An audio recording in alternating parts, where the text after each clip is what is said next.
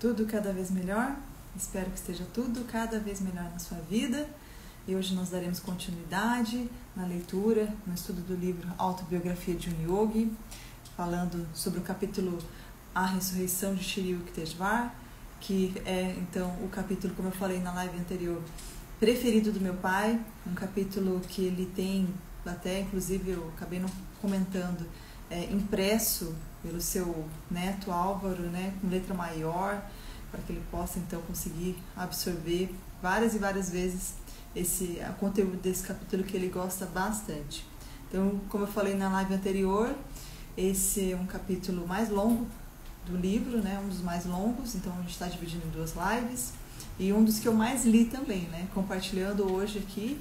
Eu já estou aqui compartilhando então pela 5ª vez o conteúdo desse capítulo, né, que eu estou revendo o conteúdo desse capítulo. E ele vai continuar falando aqui agora, né, como funciona o ambiente onde ele está nesse momento após a sua partida. Ele está ali no quarto, no hotel em Bombaim, em 1936, aparecendo para o seu discípulo Yogananda e contando o ambiente onde ele está ali como um salvador, né, no planeta Hiranyaloka, um planeta do plano astral. Aí ele vai dizer que, nesse ponto desse capítulo, que a comunicação entre esses habitantes astrais é feita inteiramente por telepatia e por televisões astrais. Lá não existe confusão e a incompreensão oriunda da palavra, né, oral, da comunicação oral e escrita. Lá também o homem, né, se sustenta principalmente pela luz cósmica, né, enquanto nós aqui dependemos de sólidos, líquidos, gases e energia para a nossa subsistência, os moradores do plano astral sustentam-se principalmente pela luz cósmica. E aí Yogananda vai relatar, né, que ele recebia todos esses maravilhosos esclarecimentos, repleto de detalhes, né, com receptividade de todas as suas faculdades, mente, coração e alma. Então, as percepções superconscientes, ele vai dizer, da verdade são permanentes, reais e imutáveis, enquanto as experiências e as impressões fugazes dos sentidos são apenas temporárias ou relativamente verdadeiras. Sua lembrança logo perde a clareza. Então ele vai dizer tantos detalhes que ele consegue relembrar naturalmente, porque ele estava tendo acesso então à superconsciência, onde está a verdade, essa verdade real e imutável. Então ela é real e ela não muda com o tempo, ao passo que as nossas sensações e experiências que a gente capta pelos nossos sentidos são temporárias e logo nós esquecemos e não temos clareza. Então isso nos leva, né, a uma reflexão de como ele conseguiu então relembrar tantos detalhes, porque ele estava tendo acesso a essa sua superconsciência, né? Então, mais uma vez, essa reflexão a gente pode pensar, aonde estava o nosso foco em geral, né? Se ele tem ali acesso à superconsciência dele, e nós, né, em geral, onde está o nosso foco, na nossa atenção? Nós estamos dedicando nossos esforços, nossa concentração em quê? Né? Em satisfazer os nossos sentidos, em captar cada vez mais, né, experiências pelos nossos sentidos, ou buscando ter o nosso foco, buscar ter esse acesso à nossa superconsciência. E como que a gente poderia fazer isso? Sacralizando tudo, aonde nós estivermos, independente do tipo de trabalho que nós tivermos, se for mais humilde, se for mais, né, com maior status, aonde nós estivermos, todos os nossos atos, buscando sacralizar tudo, fazendo o nosso trabalho pensando em Deus. Essa é a nossa condição ideal que a gente deve buscar. E a todos, né, nossos atos, todos os nossos resultados, dar glória a Deus. Sempre está lembrando dessa palavra da salvação. Continuando, então o Yogananda vai contar que as palavras de seu guru imprimiram-se de modo tão indelével no pergaminho do seu ser que, a qualquer momento, transferindo então o seu estado para o estado da mente superconsciente, ele podia reviver com nitidez essa experiência divina que ele teve. Continuando, o Shri Yukteswar vai dizer que os seres astrais libertos da Terra encontram-se com uma multidão de parentes, pais, mães, esposas, maridos e amigos tidos em diferentes encarnações na Terra. E aí tem uma nota de rodapé nesse capítulo, nessa página, que diz: certa vez perguntaram ao Senhor Buda: por que deveria o homem amar todas as pessoas igualmente? Por quê? Respondeu o grande instrutor. Nos numerosíssimos e diversificados períodos que cada vida de cada homem, todos os seres lhes foram queridos, nesta ou em outra época. Então, quando nós estivemos aqui por muitas e muitas vezes, né, muitas pessoas diferentes nos foram queridas. Então, por isso, nós devemos então dedicar esse amor a todas as pessoas igualmente. Porque também, na expressão máxima de Deus, né, Deus é amor. Então, nossa missão aqui é manifestar Deus. E por isso, por uma visão tão grandiosa, não é fácil, né, manifestar amor a todas as pessoas. E por isso nós temos esses incontáveis retornos aqui para que a gente possa ter a oportunidade de aprender essa lição primordial que nós temos aqui, de amar a todos.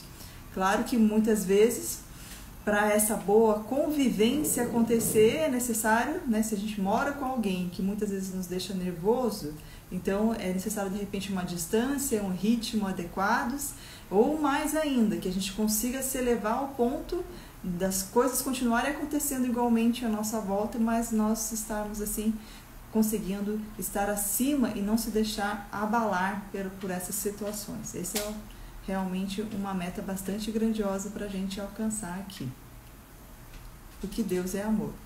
Aí ele vai falar sobre a duração de vida, né, lá no tempo astral, no mundo astral. O tempo de vida é muito mais longo que na Terra. Um ser astral adiantado, ele vai então de 500 a 1000 anos, medindo segundo os padrões de tempo terreno.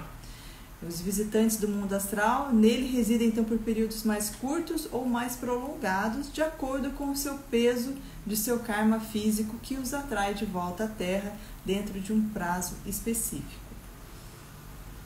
Continuando, ele vai dizer sobre os 3 males da Terra, né? Morte, doença e velhice. Então, o ser astral não tem de lutar dolorosamente contra a morte. No momento de desprender-se do seu corpo luminoso, muitos, entretanto, ficam nervosos com a ideia de trocar a forma astral por uma forma mais sutil, que é a próxima, e última, que é a causal, né? Que é mais sutil. Continuando, ele vai dizer que o mundo astral acha-se livre da morte, da doença e da velhice. Esses 3 pavores que são a maldição da Terra, né? Onde o homem permitiu aqui que a sua consciência se identificasse com o corpo. E por isso ele sente todos esses pavores, né? Esse corpo inteiramente frágil e exigindo constantemente ajuda do ar, do alimento e do sono para existir. Então, a partir do momento que nós nos identificamos com o nosso corpo físico, né, achamos que nós somos esse corpo físico, nós então passamos a viver lutando contra esses pavores da Terra, né? A morte, a doença e a velhice. Então, a reflexão que a gente pode trazer dessa parte desse capítulo é, ao invés de nós nos identificarmos com esse nosso corpo físico, né, nós nos identificarmos então com o nosso ser espiritual, que é divino, que é a imagem e semelhança de Deus. Nós nos identificarmos então buscando cada vez mais estar mais próximo desse nosso ser divino, nos interiorizarmos, né? E pararmos de querermos atender a todo tempo os nossos desejos dos sentidos. A gente vai falar bastante sobre essa questão dos desejos nessa live também. E achando dessa forma que essa é a razão de viver, né? Quanto mais satisfeitos estamos, satisfazendo estamos os nossos sentidos físicos. Dessa forma, nós na verdade estamos a caminho, né, de definhar. Então, buscamos e não encontramos essa força que a gente busca nesse ser limitado, no efêmero e no passageiro. Ao passo que, se a gente se conscientizar da nossa natureza divina, nós percebemos que não somos esse ser transitório. A gente perde então esse pavor do medo, da morte, da velhice. E que não precisamos então temer nada. Como que a gente pode fazer isso?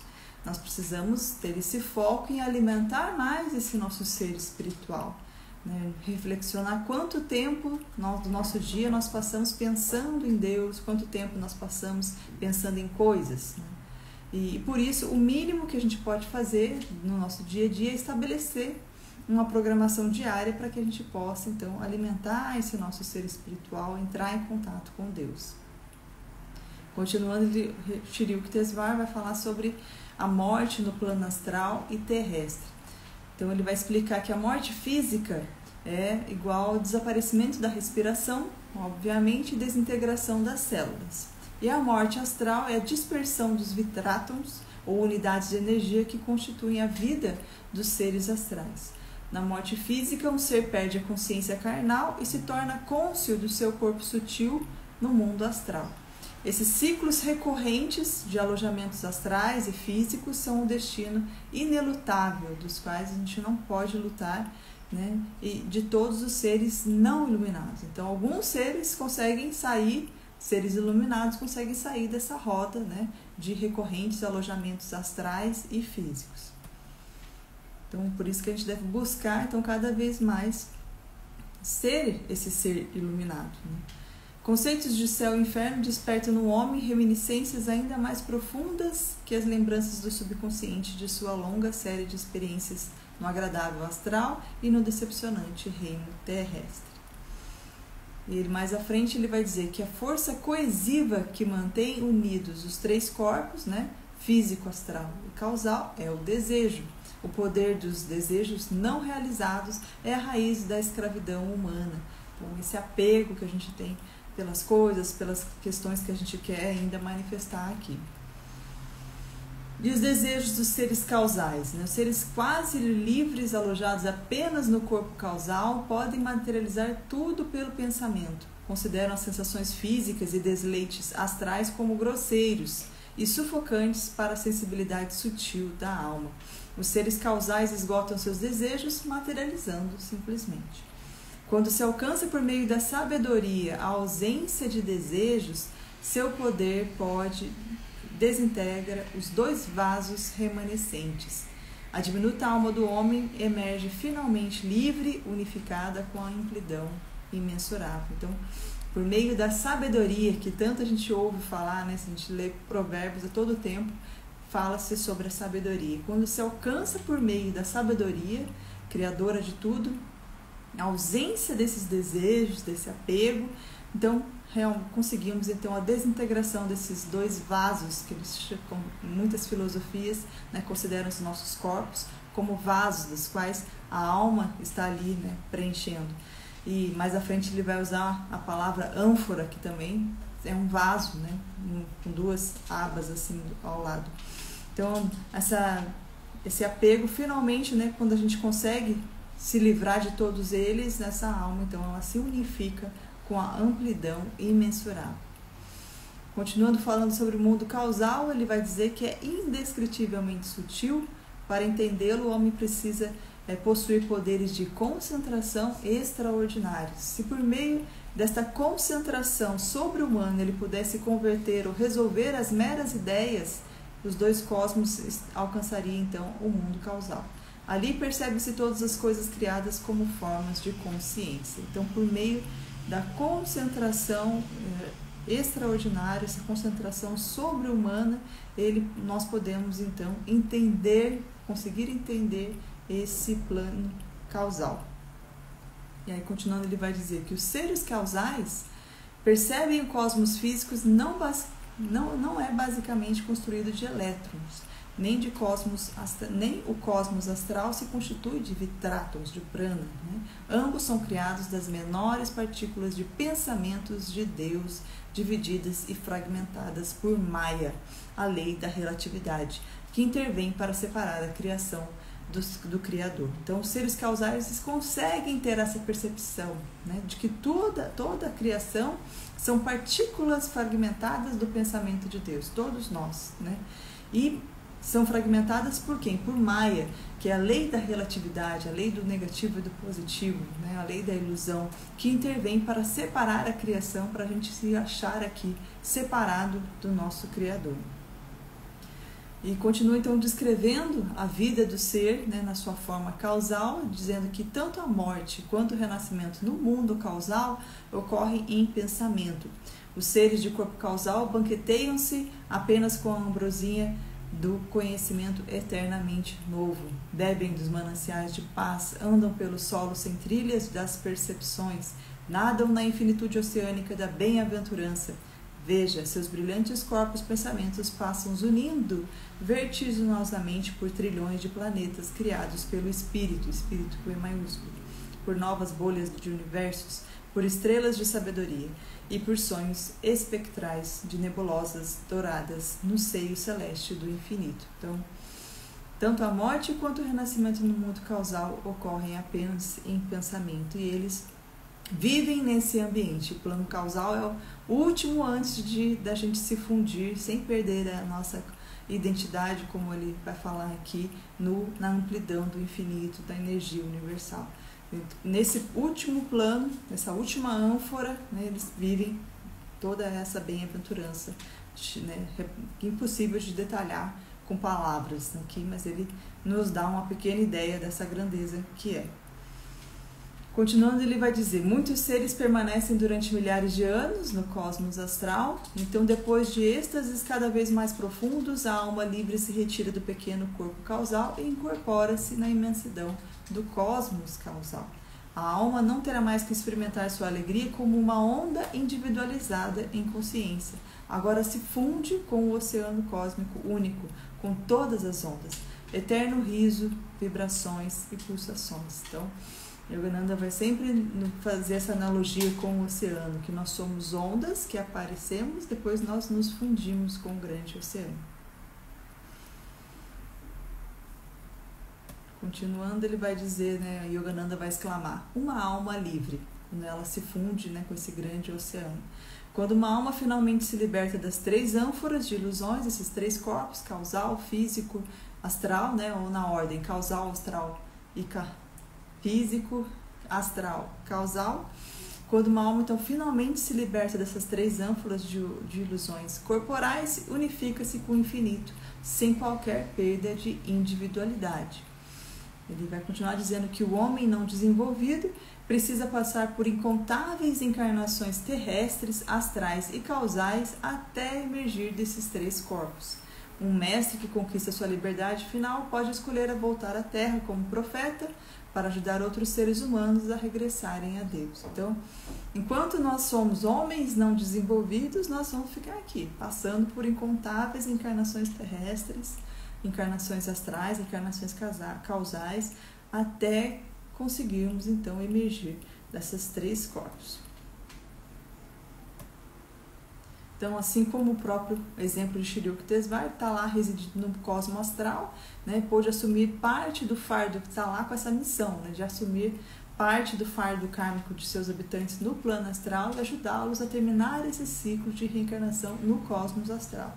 Então, assim também uma alma liberta pode atuar também no cosmos causal, assim como nós temos profetas que vêm, avatares que vêm aqui nos ajudar com isso, assim como foi Jesus Cristo, Krishna, né, nesse plano terrestre. Então, Yogananda vai perguntar sobre o karma para Shri Yukteswar. Ele vai dizer que o karma ou desejos físicos do homem precisam ser completamente esgotados antes de que se torne possível a ele residir permanentemente no cosmos astral. E após cada perda do corpo físico, um ser terreno não desenvolvido permanece a maior parte do tempo no profundo estupor do sono da morte. Dificilmente tem consciência de toda essa beleza que a gente descreveu nessas duas lives da esfera astral. Terminando o descanso astral, volta para o plano material para aprender novas lições. Então, mais uma vez, a gente tentar se livrar disso, né? Aqui, enquanto a gente ainda tem tempo. Então, residentes normais ou há muito tempo estabelecidos no universo astral são os que, livres para sempre de todos os anseios materiais, já não precisam regressar às vibrações grosseiras da Terra. E continuando falando sobre os três corpos do homem na Terra, no seu estado de vigília, o ser humano está mais ou menos consciente dos seus três veículos. Então, ele vai dizer que aqui, enquanto nós estamos aqui, nós temos uma experiência com esses três corpos. Como?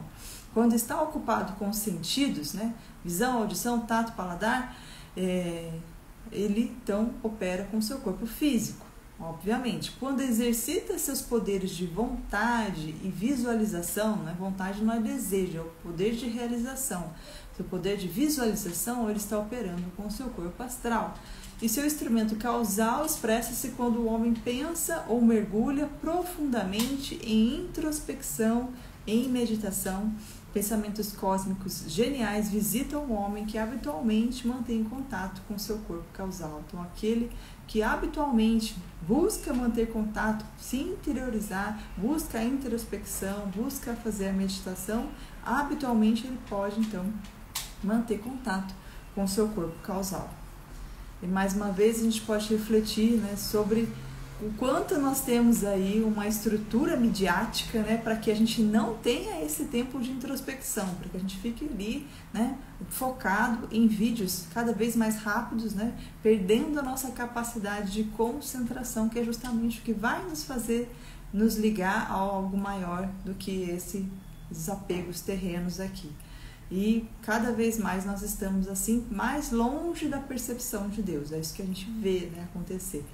Então, esses vídeos de 2 telas, né, coisa mais horrível que tem, tudo friamente calculado para colaborar com esse resultado de prender a atenção ali, naquela tela, que gera, na realidade, o vício por conta dessa liberação rápida aí de dopamina. Então, não contribui em nada com o nosso propósito de vida aqui, dispersa a nossa atenção do nosso propósito e ele ainda acarreta em ansiedade e em depressão, que sai daquele momento de dopamina, ele não tem mais nada ao redor que se compare àquela quantidade, aquele excesso que foi lançado no nosso organismo. Continuando, ele vai falar sobre o sono com sonhos e o sono sem sonhos. Então, o homem identifica-se com seu veículo físico durante 16 horas por dia e depois dorme. Se tem sonhos, permanece no corpo astral, criando qualquer objeto à semelhança dos entes astrais. Se o sono é profundo e sem sonhos, o homem é capaz de transferir por muitas horas sua consciência ou noção do eu ao corpo causal. Tal sono é revigorante. Então, quando a gente dorme, acorda no outro dia, parece que nem sonhou, nós tivemos essa possibilidade de transferir, né, nossa consciência, nossa noção de eu para o nosso corpo causal, e esse sono é revigorante. Quem sonha está em contato então com o seu corpo astral e não com o causal, e este sono não é inteiramente restaurador.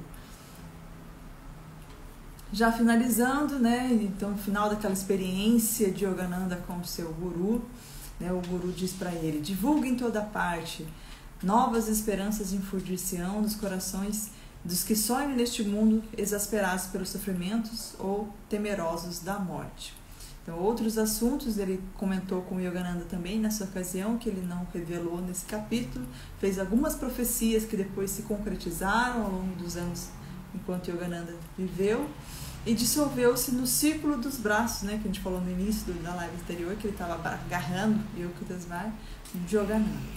Sua voz ainda ressoou, ele sentiu na sua alma, né, a sua voz, e dizendo que ele, sempre que ele voltar, que ele entrar pela porta da Nirvikalpa Samadhi, que é um estado de concentração mais elevado, então pode me chamar que eu virei. E continuando, Shri Yukteswar disse: diga a todos, quem souber por meio da realização Nirvikalpa que a Terra é um sonho de Deus, pode vir aos mais sutil planeta onírico, Hiranyaloka, para me achar ali, ressuscitado num corpo exatamente igual. E aí, bem no finalzinho desse capítulo, ele vai contar que ele não foi o único, Yogananda não foi o único a ter essa experiência com o guru ressuscitado. Tinha uma senhora que morava perto do ashram de Shri Yukteswar, que sempre encontrava com o mestre caminhando, né, pelo seu passeio habitual pela manhã. E aí, um dia ela apareceu lá no ashram, no dia 16 de março de 1936, uma semana após o falecimento do mestre, e foi então recebida por Swami Sebananda. E ela pediu para falar com o mestre. Aí o mestre falou, aí o Swami, que estava responsável então pelo ashram, Sebananda, falou para ela: impossível, o mestre faleceu, já faz uma semana, vem aqui que eu vou te mostrar a sepultura dele, né? Estava no jardim. E aí ela balançou a cabeça e disse: para ele não existe sepultura. Esta manhã, às 10 horas da manhã, ele passou por minha porta, esse passeio habitual, conversei com ele por vários minutos em plena luz do dia. E ele disse para mim: venha esta noite ao Ashram. E aqui estou. Aí Sivananda, então, ajoelhou-se aos pés dessa senhora, da Má, que significa mãe, e disse a ela, né: Má, que peso aflitivo a senhora tira do meu coração. Ele ressuscitou. Então foi mais uma mensagem que o mestre deixou para o seu discípulo que permaneceu no eremitério, né, para que tirasse também o peso do coração desse discípulo que também estava ali, né, angustiado pela perda do amado Guru. E assim a gente termina esse capítulo. Agradeço a atenção. Até o próximo. Fique com Deus. Excelente semana. Muito obrigada.